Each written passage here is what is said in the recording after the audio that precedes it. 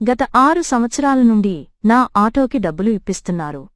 నా పిల్లలకు తల్లికి వందనం ఇప్పిస్తున్నారు.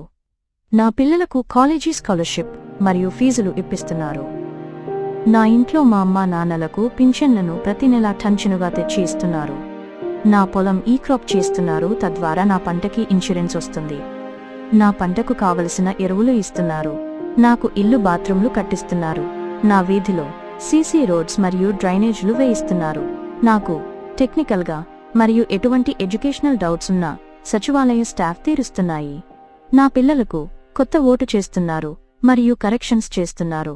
మా ఆడవాళ్లకి భరోసా మరియు ధైర్యమిచ్చే విధంగా మహిళా పోలీసు వాళ్లు బాధ్యత తీసుకుంటున్నారు. నీళ్ల టెస్టింగ్ మరియు ట్యాంక్ క్లీనింగ్ చేసి నాకు నాణ్యమైన నీళ్లను అందిస్తున్నారు. నాకు మరియు నా కుటుంబానికి ఏ సర్టిఫికెట్ కావాలన్న వెంటనే ఆన్లైన్ చేస్తున్నారు.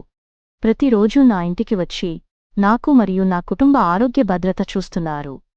నా కుటుంబాల్లో ప్రెగ్నెంట్ స్త్రీలకి ఫస్ట్ డే నుండి డెలివరీ అయ్యేంత వరకు మరియు డెలివరీ అయిన తర్వాత చంటి పిల్లలకు కేర్ టేకింగ్ చేస్తున్నారు. నా భూముల కొలతలు కానీ మ్యూటేషన్ కానీ ల్యాండ్ పరమైన ఇబ్బందులు అన్నీ తీరుస్తున్నారు. నా పశువులకు ఎటువంటి జబ్బు చేసిన వెంటనే చికిత్స చేస్తున్నారు, వ్యాక్సిన్లు వేస్తున్నారు, కేర్ టేకింగ్ చేస్తున్నారు. సేవలు మాకు అందించినందుకు చాలా ధన్యవాదాలు.